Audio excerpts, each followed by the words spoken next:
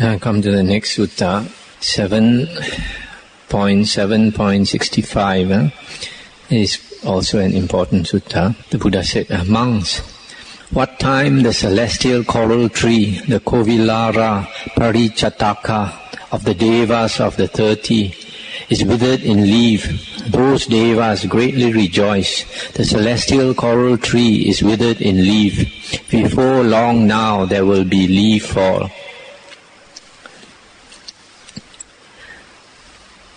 And then he continues, what time the leaves are falling, they greatly rejoice. Falling are now the leaves. Shortly now will burgeon every bud. What time the buds appear, they greatly rejoice. Now the buds appear, soon the shoots will set.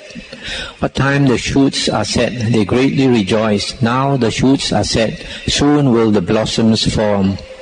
What time the blossoms form, they greatly rejoice. Now the blossoms form, soon like the red lotus will the flowers be shaped. What time the flowers are shaped like the red lotus, they greatly rejoice. Shaped like the red lotus are the flowers. Soon the flowers will be in full bloom. What time the Kovilara Parichataka tree of the Devas of the 30 is in full bloom, those Devas sport for 4 divine months at the foot of the celestial tree, dallying and indulging the 5 pleasures of the senses. When the celestial tree is in full bloom, its effulgence pervades full 50 leagues. The perfume is blown before the wind 100 leagues. This is the power of the Kovilara Parichataka tree. I just stop here to comment. This is the Tavatimsa heaven, the heaven of the 33. There is a special tree there called the Kovilara Parichataka tree, the celestial coral tree. And once in a heavenly year, a celestial year, this tree will blossom and bring forth flowers. And then for 4 months, when the flowers are in bloom, these devas, they will enjoy themselves, enjoy themselves fully under this tree, indulging in all the sensual pleasures. And it is because of this tree that the Asuras were formerly also in this 33, in the heaven of the 33, this Tavatimsa heaven.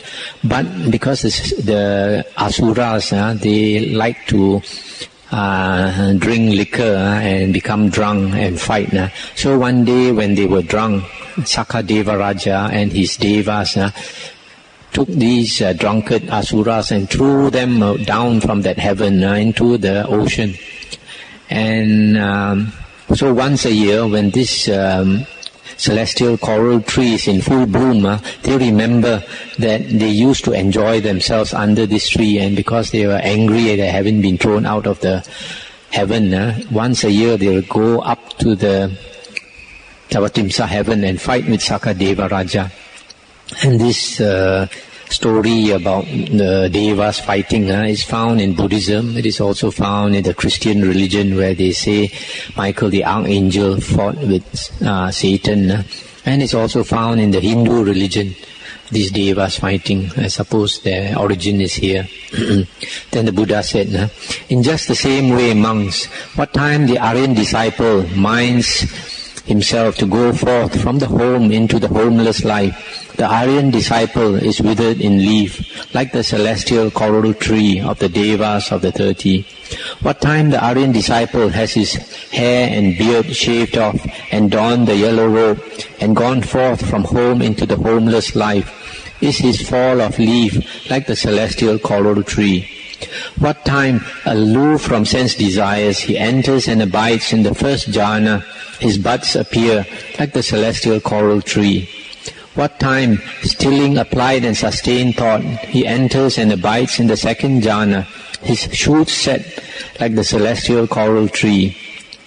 What time, with the fading away of delight, he enters and abides in the third jhana, his blossoms form like the celestial coral tree.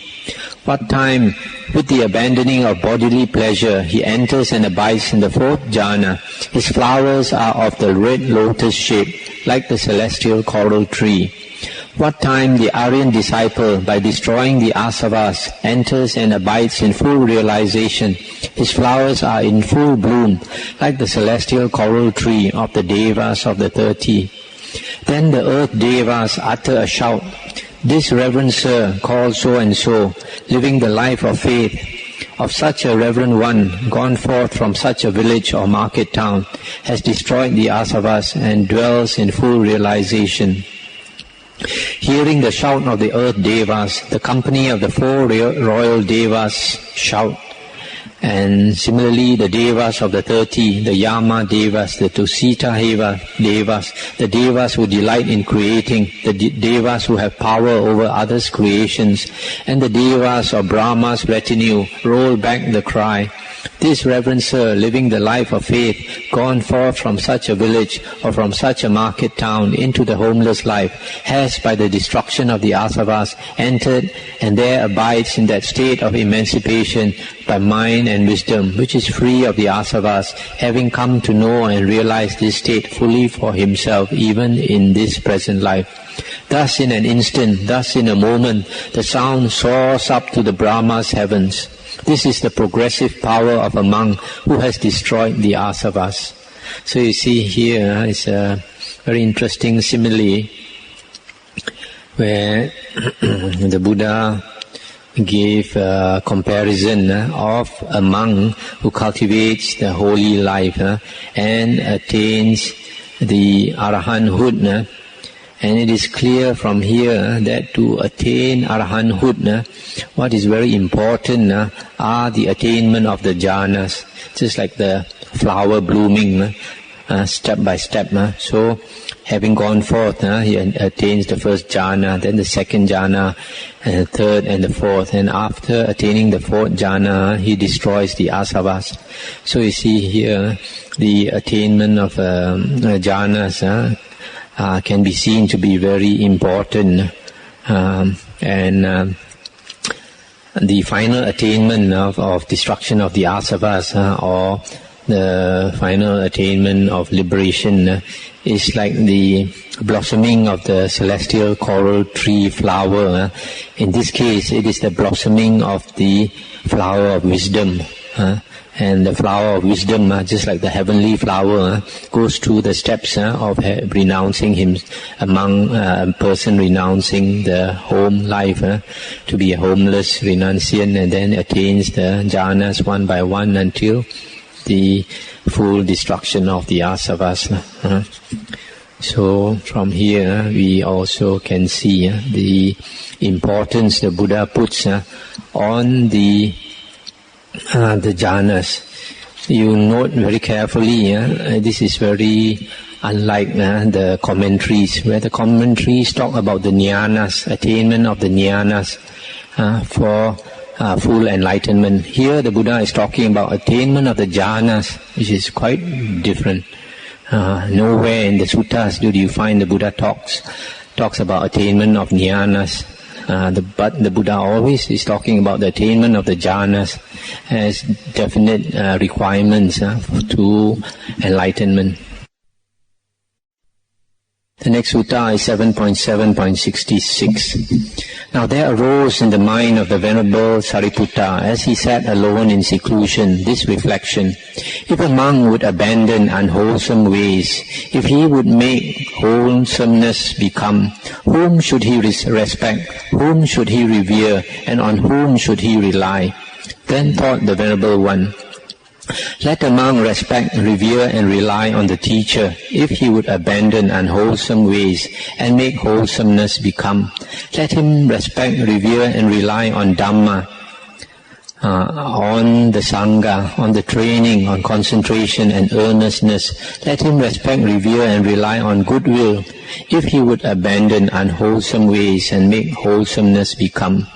Then thought he, these things in me have been cleared and purified. What if I were to go and tell them to the Exalted One? They will become both purified within me and better reckoned so. For just as a man might come upon a gold ring of pure and sterling quality and think, this ring of mine is of pure and sterling gold, but what if I were to go and show it to the goldsmiths? My ring of gold passed by them will be both purified and better reckoned so. Even so, when I have gone and told the Exalted One, these things in me will be both purified and better reckoned so.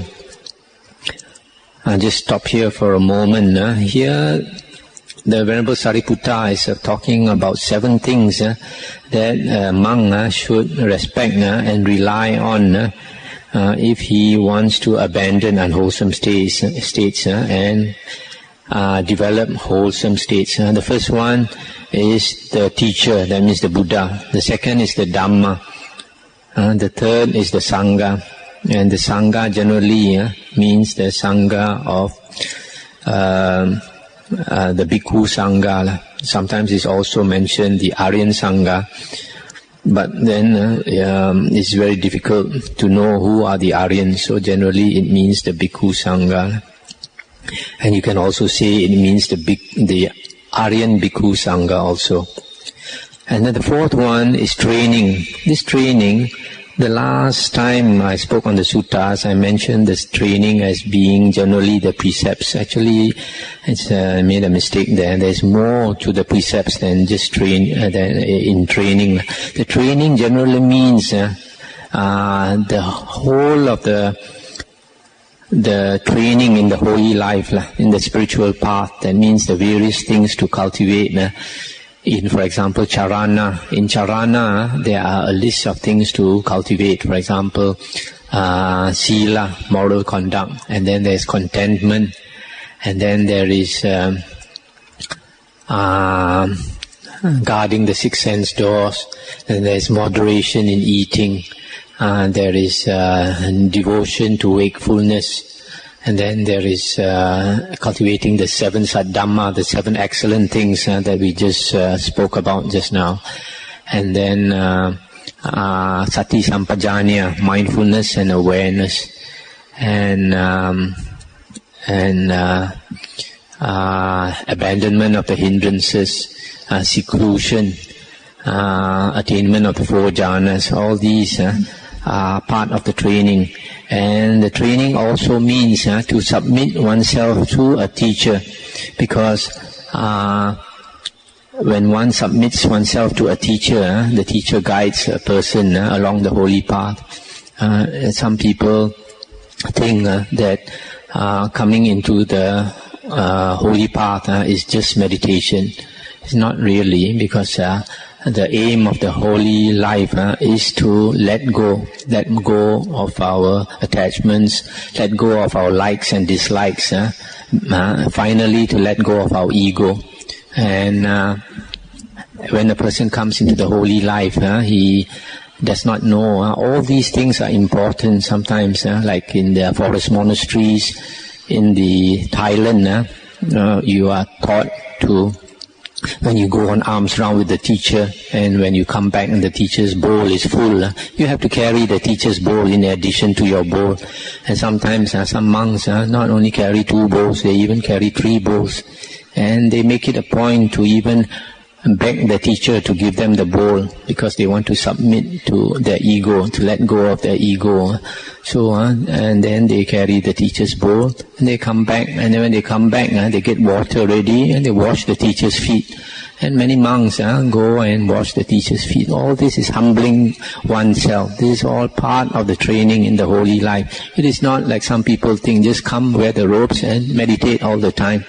That just by meditating all the time, you cannot let go of a lot of attachments. So all these things count. This is all part of the training. And letting go of our likes and dislikes. Whatever the teacher says, we think that he has more experience than us. Then we submit ourselves. Instead of thinking to do what we like to do, we do what the teacher likes us to do. These are all part of the training. So now the sutta continues. Then indeed the Venerable Sariputta in the evening arose from seclusion and approached the Exalted One. And having come, he saluted the Exalted One and sat down at one side and said, Lord, as I sat alone in seclusion, this reflection arose in my mind. Whom should a monk respect? Whom should he revere? And on whom should he rely if he would abandon unwholesome ways and make wholesomeness become?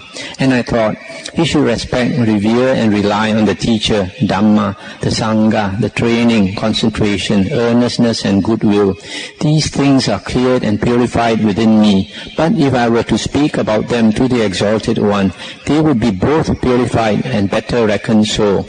Just as if a man were to find a gold ring, etc., and take it to the goldsmith, it would be both purified and better reckoned so, after being passed by them. Even so, these conditions in me, etc., etc., after I have spoken of them to the Exalted One. And the Buddha said, well done, Sariputta. A monk should respect, revere and rely on the teacher, Dhamma, the Sangha, the training, concentration, earnestness and goodwill, if he would abandon unwholesome ways and make wholesomeness become. When he had thus spoken, the Venerable Sariputta said, Lord, in its fullness I know the meaning of what the Exalted One has said in brief, that a monk should lack veneration for the teacher, but should venerate Dhamma. Such a thing is not possible. He who lacks veneration for the teacher lacks veneration also for Dhamma. That a monk lacking veneration for the teacher and Dhamma should venerate Sangha is not possible.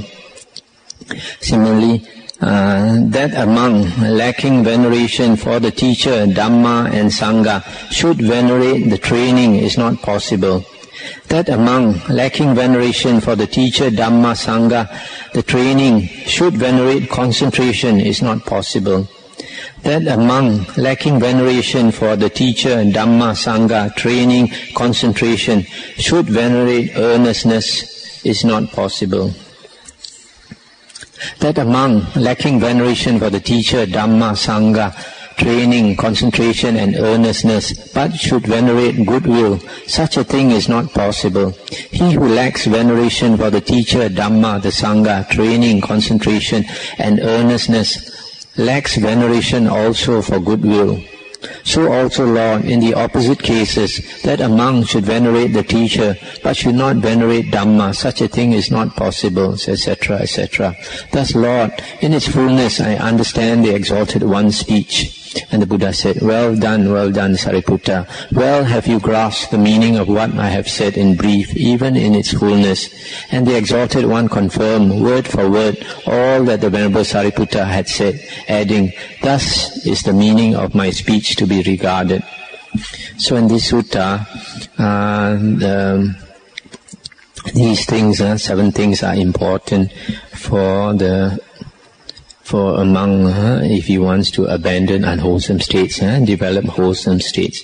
The interesting part here is that the Buddha said, if a monk does not venerate teacher, it's not possible that he would venerate the Dhamma. If he does not venerate the teacher and the Dhamma, it is not possible that he will venerate the Sangha.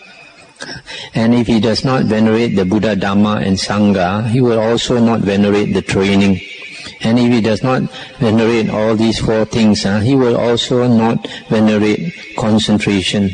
So you see here, the concentration again is stress, and in the Buddha's discourses we always find concentration is always given as a precondition for wisdom. That is why concentration is always stressed in the discourses of the Buddha. The next sutta is 7.7.67. This is another important sutta. The Buddha said, monks, although a wish such as this may arise in the heart of a monk as he lives without applying himself to making become, oh, that my heart might be freed of the asavas and be without attachment, yet his heart is not so freed. And what is the reason? Let it be said, it is lack of making become. Making what become? the 4 intense states of mindfulness, satipatthana, the 4 right efforts, samappadana, the 4 bases of success, or sometimes the 4 base is translated as the 4 bases of psychic power, iddhipada, the 5 faculties, indriya, the 5 powers, bala, the 7 factors of enlightenment, bojjhanga, and the Aryan Eightfold Path, Arya Atangika Magga. I'll just stop here to comment. This making become actually is the Pali word is bhavana. Bhavana, making become or development.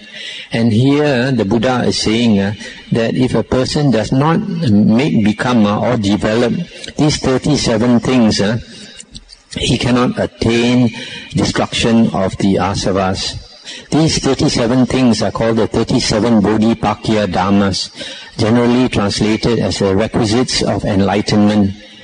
And here it is quite clear, all 37 Bodhipakya Dhammas are necessary for the destruction of the asavas. It is not just the 4 satipatthana. 4 satipatthana is just 4 things out of the 37. Then you need the 4 right efforts, the 4 bases of success, the iddhipadas, the 5 faculties, the 5 powers, the 7 factors of enlightenment, and the Aryan Eightfold Path. Now there's a sutta in the Majjhima Nikaya 149 where it's stated that when the Aryan Eightfold Path is fully developed, all the 37 Bodhipakya Dhammas are fully developed at the same time. And samatha and vipassana, tranquilization and contemplation, are led to work together. So, you see, when the path to enlightenment taught by the Buddha is basically the Aryan Eightfold Path.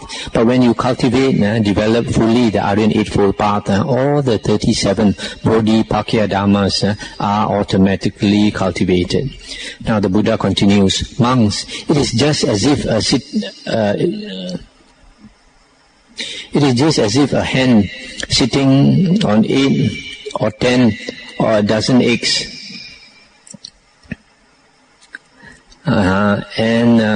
If the eggs were not fully set upon, nor fully warmed, nor fully made to become, and although such a wish as this might come to that hen, oh, that my chicks might break the egg shells with the spiked claws of their feet, or with their beaks and bills, and hatch out safely.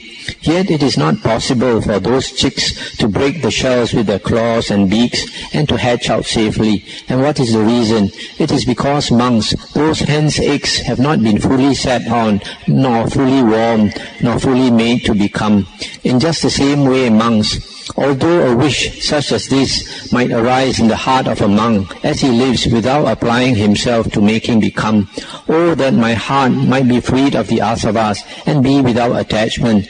Yet his heart is not so freed. And what is the reason? Let it be said, it is lack of making become. Making what become? The 4 intense states of mindfulness, the 4 right efforts, the 4 bases of success, etc., etc. Monks, although such a wish as this might not arise in the heart of a monk as he lives applying himself to making become, yet his heart is freed from the asavas and attachment. And why? Let it be said, it is due to making become. Making what become? The 4 intense states of mindfulness, the 4 right efforts, the 4 bases of psychic power, the 5 faculties, etc., etc. Monks, it is just as if 8 or 10 or a dozen hens' eggs were fully set upon, fully warmed, and fully made to become. Although any such wish might not come to the hen, yet those chicks would hatch out safely. And why? Because the eggs were fully made, were fully warmed, fully set upon, fully made to become. In just the same way, monks, although a monk might not express such a wish, his heart would be freed from the asavas and from attachment because of his making become the 4 intense states of mindfulness, the 4 right efforts, the 4 bases of success, etc., etc. Monks, just as a carpenter or a carpenter's apprentice, inspecting the handle of his adze, sees thereon the marks of his fingers and thumb, but knows not how much of the adze handle was worn away that day, nor the previous day, nor at any time. yet knows just when the wearing away has reached the end of wearing away. Even so monks, a monk intent upon making become, knows not to what extent the asavas were worn away that day, nor the previous day, nor at any time, yet knows just when the wearing away has reached the end of wearing away. Monks, just as in an ocean-going ship rigged with masts and stays, after it has sailed the seas for 6 months and is beached on the shore for the winter, the stays, affected by wind and heat, rained upon in the rainy season, easily weaken and rot away. Even so monks, in a monk, abiding intent upon making become, the fetters easily weaken and rot away. That's the end of the sutta. This is a very good and important sutta where it says that if a monk cultivates the 37 Bodhipakya Dhammas, then even if he does not wish to become enlightened, he will automatically become enlightened. But if he does not cultivate the 37 Bodhipakya Dhammas, even if he made a wish to become enlightened, he cannot become enlightened. And the last part is the interesting parable of the carpenter's adze. The carpenter's adze is for planing the wood, and in our days, our present days, the adze, you have to hold it with 2 hands to plane the wood. But during the Buddha's time, they probably held it with 1 hand and planed the wood. And because of the carpenter using the adze day after day, the finger marks are impressed on the wood. The marks can be seen on the wood. But the Buddha says that the carpenter does not know how much of the wood was worn away at any time, today, yesterday, or any time. So in the same way, when we practice the holy life, we do not know how much of the defilements have been worn away. This probably implies that a monk cannot be sure whether he has attained what stage of Aryahood. But at the end, when he has completed all his work and he become an Arahant, then he knows. Just in the same way, the Buddha says the marks on the adze, he does not know how much has been worn away, but finally, when the finger dents are impressed on the wood, then he knows that the wood has been worn away. So this is a very important simile, which tells us that the holy life only when we have completed the work, then we know that the work is completed. So some people, they think they go for a short retreat and they want to destroy so much of the asavas, so much of the fetters, but it's not for sure that you know according to this parable. It's only when you are Arahant, then you know. So I'll stop here. And